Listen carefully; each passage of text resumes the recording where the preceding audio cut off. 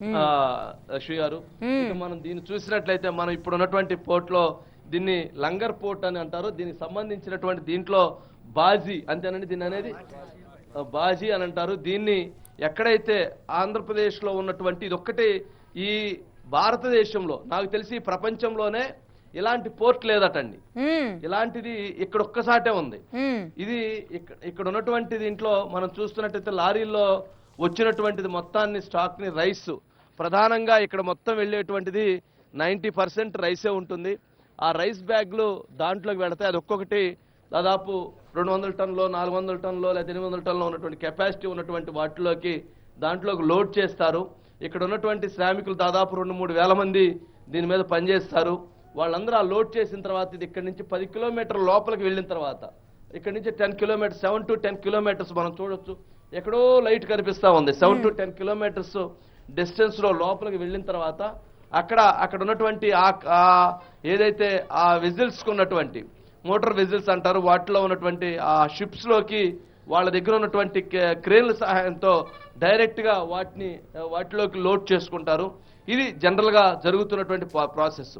అంటే దీంట్లో ఈ విధంగా జరుగుతున్నటువంటి దాంట్లో ఈ రైస్ మాఫియా 2019కి ముందు లేదు అని నేను చెప్పను. ఖచ్చితంగా 2019కి ముందు కూడా తెలుగుదేశం పార్టీ ప్రభుత్వంలో ఉన్నప్పుడు కూడా ఒక 10% ఉండేది. ఎక్కడో వచ్చినటువంటి దాన్ని ఒక 10% దీంట్లో మింగిల్ చేసి తీసుకెళ్తున్నటువంటి అవకాశం ఉండేది. అప్పటికి ప్రభుత్వం అనేక సందర్భాల్లో రైడ్ చేసి పట్టుకోవటం, వాళ్ళ మీద యాక్షన్ తీసుకోవడం ఇట్లాంటి జరుగుతున్నటువంటి తరుణంలో ఎక్కడో కొద్దిమంది చిన్న చిన్న ప్లేయర్స్ కనపడకుండా ఒక 10% చేసేటువంటి వాళ్ళు. కానీ ఇప్పుడు ఈ 5 సంవత్సరాలు 2019 నుంచి 24 వరకు పబ్లిక్ గా ఎవరూ ఊహించని విధంగా 2022-23 సంవత్సరాల్లోనే 40 లక్షల మెట్రిక్ టన్నులు ఇక్కడి నుంచి ఎక్స్పోర్ట్ అయిపోయింది. అంటే ఈ విధంగా 5 సంవత్సరాల్లో జరిగినటువంటి ఎక్స్పోర్ట్ కనుక మనం చూసినట్లయితే ఇందాక మనం చెప్పినట్లుగా 50,000 కోట్ల రూపాయలకు సంబంధించినటువంటి రైసు ఎక్స్పోర్ట్ అయిపోయింది. ఇందులో ఇది ప్రజల సంపద, ఇది నాది, దాంట్లో నా భాగస్వామ్యం ఉంది, దాంట్లో మీ భాగస్వామ్యం ఉంది, ఇక్కడ ఉన్నటువంటి వాళ్ళందరి భాగస్వామ్యం ఉంది.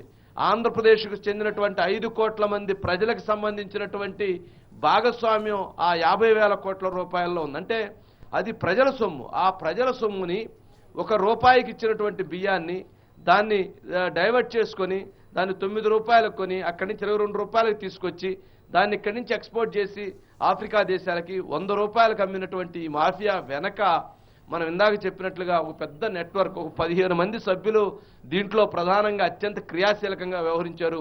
దీంట్లోకి కొత్త వ్యక్తి వస్తే అతన్ని బెదిరిస్తారు, కాదు కూడదు అంటే కేసులు పెడతారు, కాదు కూడదు అంటే తల తీసేస్తారు.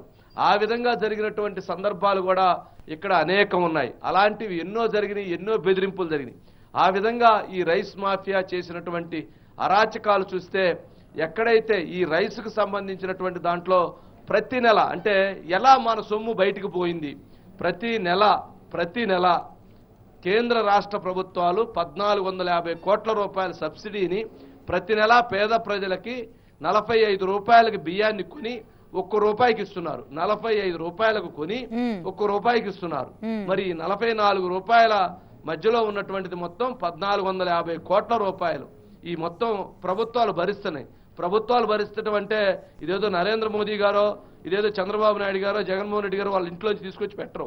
మన దగ్గర నుంచి ట్యాక్సులు వేసి, మన దగ్గర నుంచి పన్నులు వేసి, లేదా మన దగ్గర నుంచి వచ్చినటువంటి ఆదాయం ద్వారా వచ్చినటువంటి వాటిని ద్వారా పేద ప్రజలకు ఇద్దామనేటువంటి ఒక ఉద్దేశంతో, ఒక సంకల్పంతో చేసినటువంటి డబ్బులు ఈ 1,450 కోట్ల రూపాయలని ఈ రకంగా ఈ మాఫియా దాన్ని ₹1 దగ్గర నుంచి డైవర్ట్ చేసుకొని ముందుగా మిల్లర్స్ దగ్గరికి, అక్కడి నుంచి పాలిష్ చేయటం, లేదా కటింగ్ చేయటం, లేదా ఇంకా అక్కడి నుంచి ఇంకొక డీలర్స్ దగ్గరికి, అక్కడి నుంచి ఈ ఎక్స్పోర్ట్ కింగ్ పిన్స్ అన్నమాట, వీళ్ళు మొత్తంగా కలిపినటువంటి కింగ్ పిన్స్ దగ్గరికి ఇక్కడికి వస్తుంది.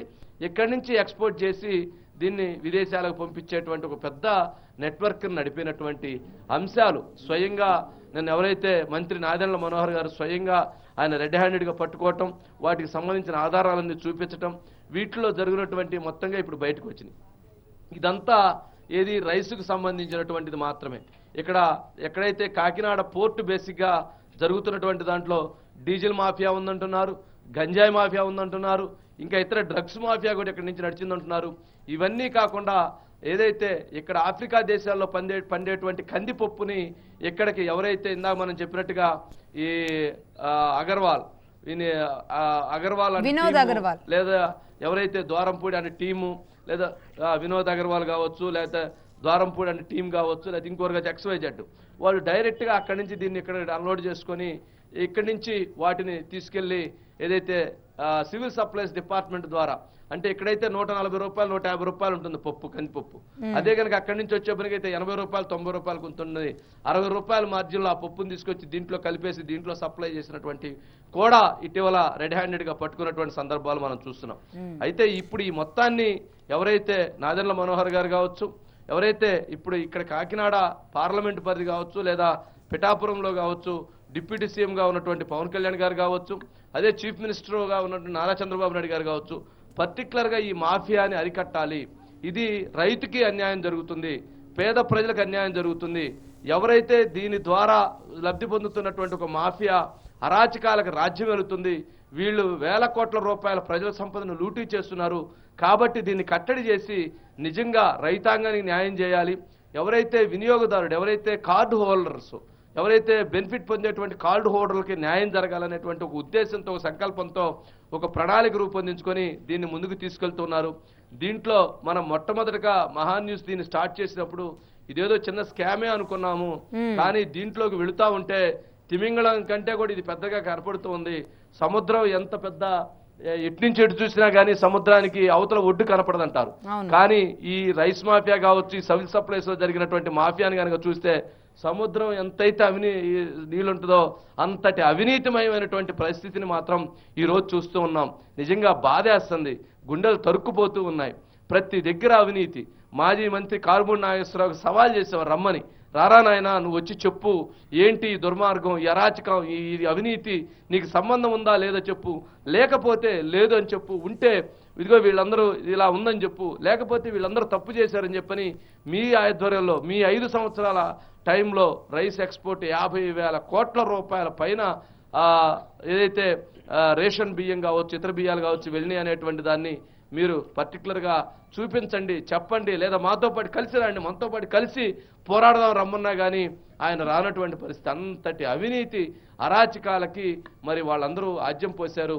దీంట్లో ఒక కారుమూరి నాగేశ్వరరావో, లేదా ద్వారంపూడి చంద్రశేఖర్ రెడ్డో, లేదా వీరభద్రారెడ్డో, లేకపోతే ఇంకొక అగర్వాలో XYZ వీళ్ళందరూ బయటికి కనిపిస్తున్నటువంటి సామాన్య వ్యక్తులు. వీళ్ళందరూ ఒక మాఫియాలో, వీళ్ళందరూ ఒక భాగస్వామ్యం. కానీ వీళ్ళ వెనక ఒక అతిపెద్ద నెట్వర్క్ కలిగినటువంటి ఒక మాఫియా, ఎవరైతే అతిపెద్ద క్రియాశీలకమైనటువంటి వ్యక్తి జగన్మోహన్ రెడ్డి గారి పాత్ర లేకుండా ఇది జరగటం లేదు అనేటువంటి అభియోగాలు, ఆరోపణలు, ఏదైతే ఈ నెట్వర్క్ ఇంత పెద్ద నెట్వర్క్ జరుగుతుంటే ఆపలేనటువంటి పరిస్థితి అంటే అది మాజీ ముఖ్యమంత్రిగా ఉన్నటువంటి జగన్మోహన్ రెడ్డికి సంబంధం లేకుండా ఎలా జరుగుతుంది అనేటువంటి ప్రశ్నలు కూడా ఉత్పన్నమవుతున్నటువంటి పరిస్థితి. ఇది దానికి ఆ అంశానికి సంబంధించినటువంటి ఒక సబ్జెక్టు లక్ష్మి గారు. ఇక ఈ రెండు మనం చూసుకుంటే ఇప్పుడు జరుగుతున్నటువంటి దాంట్లో 35,404 మెట్రిక్ టన్నులని 159 కోట్ల రూపాయల డబ్బుతో కూడినటువంటి రైస్ ని ఇక్కడ 8 గూడాలు 9 గూడాల్లో పట్టుకున్నారు, రెడ్ హ్యాండెడ్ గా పట్టుకున్నారు. మరి అది చాలా తక్కువ అంటున్నారు. ఇంకా ఇది కాకుండా ఇక్కడ గనక అన్ని మిల్స్ రైడ్ చేస్తే, ఎక్కడెక్కడో ఉన్నటువంటి వాటిని రైడ్ చేస్తే గనక ఊహించినటువంటి డంపు దొరుకుతుంది. అంత స్టాక్ ఇక్కడ ఏదైతే పీడిఎస్ రైస్, రేషన్ బియ్యం రైసు ఆ స్థాయిలో ఇక్కడ ఉంటుంది అనే దాన్ని కూడా చాలా క్లియర్గా ఇక్కడ ఉన్నటువంటి వాళ్ళు చెప్తూ ఉన్నారు. ఎవరైతే ఇక్కడ శ్రమని ఆ రకమైనటువంటి అంత పెద్ద మాఫియా ఇక్కడ ఉంది అని అంటే అది చిన్న విషయం కాదు. అదొక అంశం. అయితే మరొక అంశం, ఎవరైతే ఇప్పుడు చంద్రబాబు నాయుడు గారితో మొన్న జరిగినటువంటి రివ్యూ మీటింగ్లో దీనిపైన సిఐడి ఎంక్వైరీకి ఆదేశిద్దామా లేక సిబిఐ ఎంక్వైరీకి ఆదేశిద్దామా అనేటువంటి దానిపైన చర్చలు జరిగినాయి. అతి త్వరలోనే దీనిపైన పూర్తి స్థాయి విచారణకి ఆదేశించబోతున్నారు. దాంట్లో డిఆర్ఐని కూడా ఇన్వాల్వ్ చేయటం ద్వారా, రెవెన్యూ ఇంటెలిజెన్స్ను కూడా ఇన్వాల్వ్ చేయటం ద్వారా ఎవరైతే అసలు ఈ మొత్తం మాఫియాని కనిపెట్టాలంటే సింపుల్ ఎగ్జాంపుల్గా ఎవరైతే మిల్లర్స్ దగ్గర నుంచి కొన్నాము, ఎక్స్పోర్ట్ ఇక్కడి నుంచి చేసామన్నారో వాళ్ళ దగ్గర నుంచి ఎంత కొన్నారు, రైస్ మిల్లర్స్ ఎంత సప్లై చేశారు, రైస్ మిల్లర్స్ కరెంట్ ఎంత బిల్లు ఎంత కాలింది, రైస్ మిల్లర్స్ అసలు ఎక్కడి నుంచి కొన్నారు, వచ్చినటువంటి వాటికి బిల్లు ఎక్కడుంది, లేదా ఎక్కడి నుంచి ఎక్స్పోర్ట్ చేసిన దానికి ఎక్కడి నుంచి బిల్లు ఉంది.